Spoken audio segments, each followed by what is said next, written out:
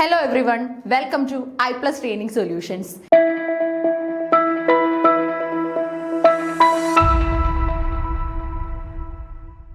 ഇന്നത്തെ ക്ലാസ്സിൽ നമ്മൾ ഡിസ്കസ് ചെയ്യാനായിട്ട് പോകുന്നത് പ്രീ റാഫലൈറ്റ്സ് എന്ന ടോപ്പിക്കാണ്. ഓക്കെ, സെറ്റ് ഇംഗ്ലീഷിന് ഏറ്റവും അത്യാവശ്യമായിട്ടുള്ള ഒരു ടോപ്പിക്കാണ് പ്രീ റാഫലൈറ്റ്സ് എന്ന് പറയുന്നത്. വളരെ എസ്റ്റാബ്ലിഷ്ഡ് ആയിട്ടുള്ള ഒരു മൂവ്മെന്റ് കൂടെയായിരുന്നു ഇത്. അത് തന്നെയാണ് ഈ ഒരു മൂവ്മെന്റ് അല്ലെങ്കിൽ ഈ ഒരു ഗ്രൂപ്പ് ഇത്രയും പോപ്പുലർ ആകാനുള്ള ഏറ്റവും വലിയ റീസൺ എന്ന് പറയുന്നത്. Okay, so pre Raphaelites. Okay, this pre Raphaelites group is also known as pre Raphaelite brotherhood. Okay, ഇതിനകത്ത് നമുക്ക് ഒരു ബ്രദർഹുഡ് ആയിട്ടാണ് ഈ ഒരു ഫുൾ ഗ്രൂപ്പിനെ കൺസിഡർ ചെയ്യുന്നത്. കാരണം ഇവരുടെ ആശയങ്ങളൊക്കെ തന്നെ വളരെ സിമിലർ ആയിരുന്നു. അതുപോലെ തന്നെ ഇവര് റൈറ്റേഴ്സ് മാത്രമല്ലായിരുന്നു, പെയിന്റേഴ്സും കൂടെ ആയിരുന്നു. ഓക്കെ, ആർട്ടിസ്റ്റ് കം റൈറ്റേഴ്സ് ആയിരുന്നു ഈ ഒരു കാറ്റഗറിയിൽ കൂടുതലായിട്ടും ഉള്ളത്. ഓക്കെ, സോ ശ്രദ്ധിച്ചേ, pre Raphaelites brotherhood was A group of English artist, poets and critics founded in 1848. Okay, അപ്പൊ പ്രീ റാഫലൈറ്റ്സ് ബ്രദർഹുഡ് എന്ന് പറയുന്ന ഒരു ഗ്രൂപ്പാണ്. Okay, A group of English artist, poets and critics founded in 1848. Okay, 1848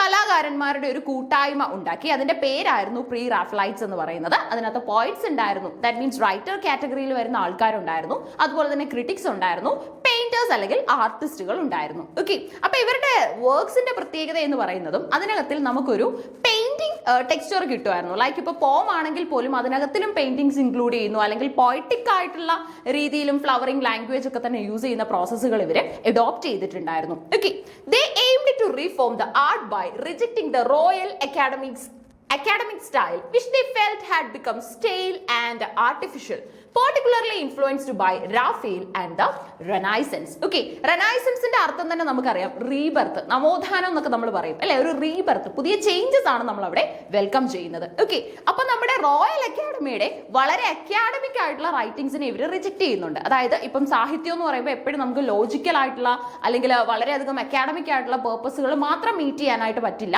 അതിനകത്തിൽ ഉറപ്പായിട്ടും എന്തുണ്ടായിരിക്കും, നമ്മുടെ ക്രിയേറ്റിവിറ്റിയും അതുപോലെ തന്നെ സബ്ജക്ടിവിറ്റിയും ഒക്കെ തന്നെ വലിയൊരു മാറ്റർ ആയിരിക്കും. Okay, so they sought inspiration from early Italian art and nature, emphasizing detailed realism, vibrant colors and moral seriousness. Okay, അവരുടെ വർക്കിൽ എയിം ചെയ്തിട്ടുള്ള കാര്യങ്ങൾ എന്ന് പറയുന്നത് കൂടുതലായിട്ടും ഒരു വൈബ്രന്റ് കളേഴ്സ്, ദാറ്റ് മീൻസ് ഒരു വെറൈറ്റി നമുക്ക് അത്യാവശ്യമാണ്. അതുപോലെ തന്നെ മോറൽ സീരിയസ്നെസ് നമുക്ക് കൊടുക്കുകയും വേണം. ഓക്കെ, അതായത് ഇപ്പം ആർട്ട് ക്രിയേറ്റീവ് ആകുന്നു എന്ന് പറഞ്ഞിട്ട് ആർട്ടിന്റെ മോറൽ സൈഡ് നഷ്ടപ്പെടുന്നില്ല. അത് മെയിൻറ്റെയിൻ ചെയ്തുകൊണ്ട് തന്നെയായിരുന്നു നമ്മൾ എന്ത് ചെയ്യുന്നത്, ക്രിയേറ്റിവിറ്റി കൂടുതലായിട്ടും ബൂസ്റ്റ് ചെയ്യാനായിട്ട് ശ്രമിച്ചിട്ടുള്ളത്. ഓക്കെ, അപ്പൊ ഇതാണ് നമ്മുടെ ആർട്ടിസ്റ്റിക് മൂവ്മെന്റ് ആയിട്ടുള്ള, അതായത് പ്രീ റാഫലൈറ്റ്സ് ബ്രദർഹുഡ് എന്ന് പറയുന്നത് 1848 എസ്റ്റാബ്ലിഷ്ഡ് ആവുന്നത്.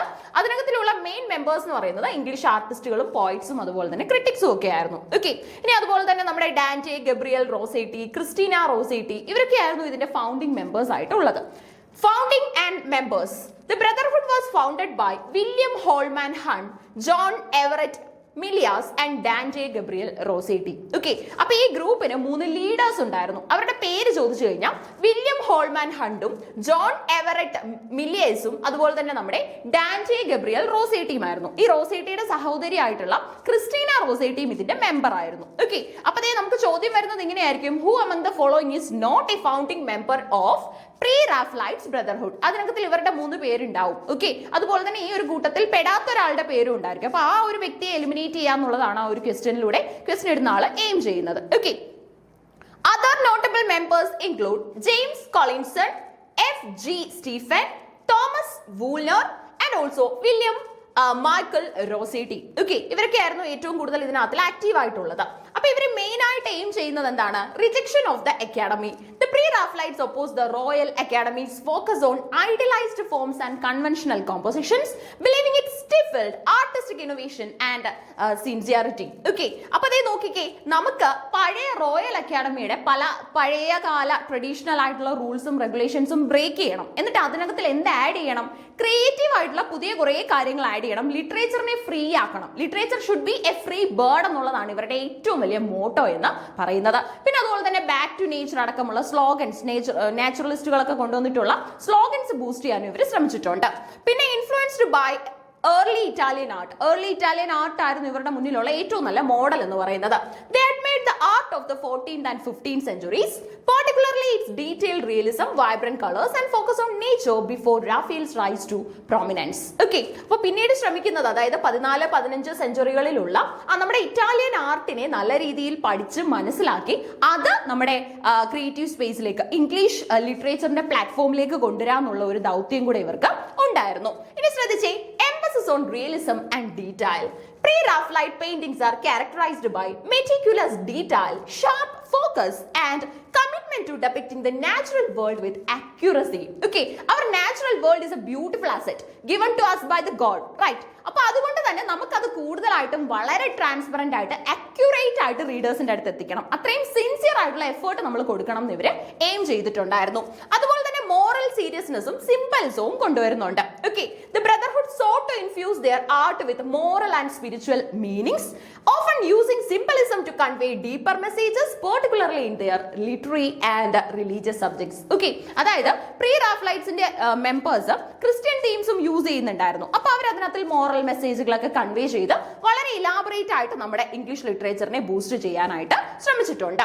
ഇൻഫ്ലുവൻസ് ഓഫ് ജോൺ റസ്കിൻ, നമ്മുടെ മോസ്റ്റ് പോപ്പുലർ ആയിട്ടുള്ള ജോൺ റസ്കിന്റെ ഇൻഫ്ലുവൻസും കൂടെ ഒന്ന് നോക്കാം. Okay, the art critic John Ruskin was a key supporter of the pre-Raphaelites, advocating for a return to nature and praising their dedication to detailed and their moral seriousness. Okay, അപ്പോൾ ഇവരെ കൊണ്ടുവന്ന ഈ ഒരു പുതിയ ആശയം വളരെ വെൽക്കം ചെയ്യുന്ന ഒരു വ്യക്തിയായിരുന്നു ജോൺ റസ്കിൻ. ഓക്കെ, റസ്കിൻ അത് പ്രാക്ടീസ് ചെയ്യാനും അതുപോലെ തന്നെ ഇവരെ മാക്സിമം എൻകറേജ് ചെയ്യാനായിട്ടും ശ്രമിച്ചു. ഇനി അതുപോലെ തന്നെ ലേറ്റർ ഡെവലപ്മെന്റ്സിൽ നമുക്ക് പറയാൻ പറ്റുന്നത് movement evolve with some members like Rossetti focusing on aesthetic pre Raphaelitism and also you can see which emphasize beauty and atmosphere, influencing later movements like the art and craft movement. Okay, പിന്നീട് വന്ന art and craft movement അടക്കം ഒരുപാട് നല്ല നല്ല മൂവ്മെന്റുകൾക്കുള്ള പ്രചോദനം കൂടെ ആയിരുന്നു എന്തെന്ന് പറയുന്നത് നമ്മുടെ പ്രീ റാഫലൈറ്റ്സ് ബ്രദർഹുഡ് എന്ന് പറയുന്നത്. Impact on art and culture. The pre-Raphaelites had a founding or profound impact on British art culture, influencing painting, literature and decorative arts. Okay, അതായത് നമ്മുടെ വാൾ പെയിന്റിങ് അതുപോലെ തന്നെ നമ്മുടെ വളരെ പോപ്പുലർ ആയിട്ടുള്ള പലതരത്തിലുള്ള പെയിന്റിങ്സ് ഒക്കെ ഉണ്ടല്ലോ, അപ്പൊ അതൊക്കെ കൂടുതലും പ്രൊമോട്ട് ചെയ്യാനായിട്ട് അതുപോലെ തന്നെ അവർക്കൊക്കെ ഒരു ഇൻഫ്ലുവൻസും സപ്പോർട്ടും ആവാനായിട്ട് പ്രീ റാഫലൈറ്റ്സിന് സാധിച്ചിട്ടുണ്ട്. ഓക്കെ, അപ്പൊ പ്രീ റാഫലൈറ്റ്സ് ബ്രദർഹുഡിനെ കുറിച്ച് ടെക്സ്റ്റ് ബുക്കിൽ ഒക്കെ നോക്കുമ്പോൾ നമുക്ക് ഒരുപാട് പേജുകളായിരിക്കും വരുന്നത് അല്ലെ. അപ്പൊ നിങ്ങൾ അതിൽ നിന്നും വേണ്ട കാര്യം മാത്രം ഒന്ന് മനസ്സിലാക്കി എടുത്താൽ മതി. സെറ്റ് ഇംഗ്ലീഷിന് ഉറപ്പായിട്ടും ചോദ്യങ്ങൾ വരുന്ന അല്ലെങ്കിൽ നമ്മുടെ HSST ഇംഗ്ലീഷ് എന്ന യോഗ്യതയിലേക്ക് അല്ലെങ്കിൽ ആ ഒരു ഡ്രീമിലേക്ക് നമ്മളെ എത്തിക്കുന്ന ഏറ്റവും വലിയൊരു ചവിട്ടുപടിയാണ് സെറ്റ് ഇംഗ്ലീഷ് എന്ന് പറയുന്നത് അല്ലെ. അപ്പൊ അതിനുവേണ്ടി തയ്യാറെടുക്കുന്ന നിങ്ങൾക്ക് ഉറപ്പായിട്ടും അത്യാവശ്യമുള്ള ഒരു ടോപ്പിക് തന്നെയാണ് പ്രീ റാഫലൈറ്റ്സ് എന്ന് പറയുന്നത് കേട്ടോ. അപ്പൊ അതുകൊണ്ട് വേണ്ട പോയിന്റുകൾ മാത്രം മനസ്സിലാക്കി വളരെ പ്രിസൈസ് ആയിട്ടുള്ള നോട്ട് ഫോം ചെയ്ത് പഠിക്കാനായിട്ട് ശ്രമിക്കണം. ഓക്കെ, ഒരു പ്രധാന ചോദ്യം എന്ന് പറയുന്നത് 1848 അത് എസ്റ്റാബ്ലിഷ്ഡ് ആയെന്നുള്ളതും അതുപോലെ തന്നെ ഫൗണ്ടിങ് മെമ്പേഴ്സിന്റെ പേര്, പിന്നെ അതുപോലെ തന്നെ തീംസ് വളരെ ചുരുക്കി പഠിച്ചു കഴിഞ്ഞാൽ നിങ്ങൾക്ക് മറന്നു പോകാതെ തന്നെ പരീക്ഷ എത്തുമ്പോഴത്തേക്ക് ഇത് ഓർത്തെടുത്ത് എഴുതാനായിട്ട് സാധിക്കും. So all the very best. Thank you.